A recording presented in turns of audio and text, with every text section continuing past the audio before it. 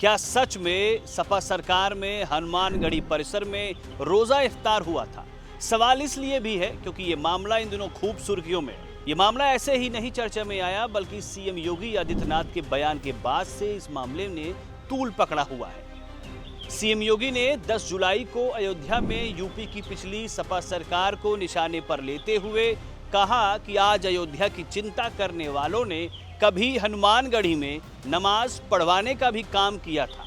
अब चर्चा इस बात की भी तेज हुई है कि सीएम योगी ने हनुमानगढ़ी परिसर में नमाज पढ़ने को लेकर जो भी आरोप सपा सरकार की मंशा पर लगाए हैं, उसका सच क्या है? क्या सच में हनुमानगढ़ी में नमाज पढ़ी गई थी? सीएम योगी के इस दावे के पीछे की कहानी क्या है? आपको हनुमानगढ़ी में नमाज पढ़ने का सच बताएंगे। उससे पहले जान लीजिए कि आखिर सीएम योगी ने कहा क्या है। दरअसल अयोध्या में मुख्यमंत्री योगी आदित्यनाथ अयोध्या की बदली हुई तस्वीर पर बोल रहे थे। उन्होंने कहा कि अयोध्या में कोई व्यवस्था पहले नहीं थी।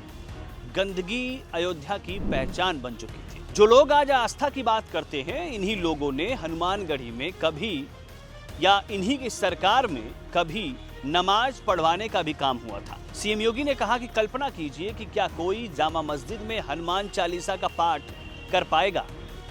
क्या सपा और कांग्रेस ये सब करवा पाएंगे? अगर नहीं करवा पाएंगे तो फिर अयोध्या में हनुमानगढ़ी में नमाज पढ़वाने का जो पाप हुआ वो क्यों करवाया गया? देखिए वीडियो। मां सरयू की पवित्र धारा अयोध्या को भी सिंचित करती है, लेकिन अयोध्या आने वाला श्रद्धालु देखता रहता था, वह मां सरयू का आशीर्वाद लेने में विफल हो जाता था। कोई व्यवस्था नहीं थी, गंदगी पहचान बन चुकी थी। और तो और जो ये लोग आस्था की बात करते हैं, याद करो ना, इन्होंने तो हमारी पवित्र हनुमानगढ़ी में इन्होंने तो वहां नमाज भी पढ़वाने का काम किया था। कल्पना करिए, क्या कोई जामा मस्जिद में कभी हनुमान चालीसा का पाठ कर पाएगा? क्या सरकारें करवा पाएंगी? क्या समाजवादी पार्टी और कांग्रेस करवा पाएगी? अगर नहीं करा पाएगी तो ये पाप क्यों करवाया गया था? अयोध्या में हनुमानगढ़ी की सीढ़ियों पर नमाज पढ़वाने का पाप क्यों करवाया गया था? अब आपको बताते हैं कि सीएम योगी ने जो कहा उसकी कहानी क्या है, उसके पीछे की कहानी क्या है। बात 23 साल पुरानी है। साल था 2003। यूपी में मुलायम सिंह यादव की सरकार थी। रमजान का महीना था। तथ्य ये है कि हनुमानगढ़ी परिसर में रोजा इफ्तार का आयोजन किया गया था। जानकारी के मुताबिक ये आयोजन महंत ज्ञानदास के आश्रम में आयोजित हुआ था, जो कि उनका आश्रम हनुमानगढ़ी परिसर में ही था। यहाँ एक बात और कि रोजा तोड़ने से पहले या रोजा इफ्तार होने से पहले नमाज पढ़ना जायज होता है, इसलिए बिना नमाज के रोजा इफ्तार नहीं होता है। जाहिर सी बात है कि उस दिन महंत ज्ञानदास के आश्रम में जो रोजा इफ्तार हुआ, उसमें आए हुए लोगों ने नमाज जरूर पढ़ा था। बस इसी को लेकर विवाद पैदा हो गया है कि आखिर हनुमानगढ़ी, जहां घंटियों की आवाजें आती हैं, शंख बजता हो, भजन कीर्तन होता हो, हनुमान चालीसा का पाठ होता हो, वहां नमाज कैसे पढ़ी जा सकती है? वो भी तब जब विवाद ही मंदिर से जुड़ा चल रहा हो।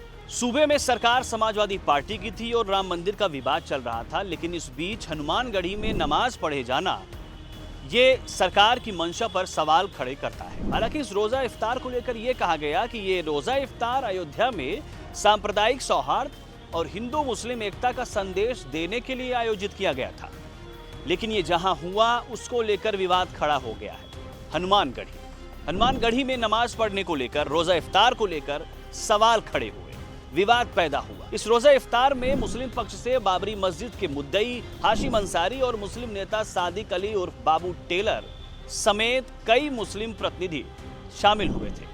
मतलब हनुमानगढ़ी, जहां करोड़ों सनातनियों की पवित्र आस्था जुड़ी, वहां पर रोजा इफ्तार का आयोजन किया गया। वो भी तब जब राम मंदिर मामले का कोई हल उस वक्त नहीं निकला था। विवाद चल रहा था, मामला अदालत में था। ऐसे में हनुमानगढ़ी में रोजा इफ्तार करने से देश में करोड़ों लोगों की आस्था को ठेस पहुंची। बवाल बढ़ा और महंत ज्ञानदास को इसके लिए फजीहत भी झेलनी पड़ी। मामला अदालत तक जा पहुंचा था। हनुमानगढ़ी के ही एक अन्य महंत धर्मदास ने इस पूरे मामले को अदालत में चुनौती दी। उनका कहना था कि मंदिर परिसर में इस तरह का आयोजन यानी रोजा इफ्तार जैसा आयोजन नहीं होना चाहिए। मामला इलाहाबाद हाई कोर्ट की लखनऊ बेंच पहुंचा। सुनवाई के बाद अदालत से हनुमानगढ़ी परिसर में रोजा इफ्तार आयोजित करने पर रोक लग गई, स्टे मिल गया।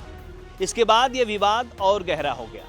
बताया जाता है कि 2005 तक इस मुद्दे को लेकर काफी तनाव पैदा हो गया था। मामला बढ़ता रहा, विवाद पैदा होता रहा और इस विवाद के बीच महंत ज्ञानदास ने, यानी जिन्होंने रोजा इफ्तार आयोजित किया था, उन्होंने सार्वजनिक रूप से यह कहा कि अब भविष्य में हनुमानगढ़ी परिसर में रोजा इफ्तार का आयोजन नहीं कराया जाएगा। तो ये तो थी कहानी हनुमानगढ़ी में रोजा इफ्तार और नमाज।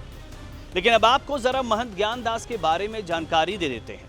महंत ज्ञानदास करीब 12 साल तक देश की सर्वोच्च धार्मिक संस्था अखाड़ा परिषद के अध्यक्ष रहे।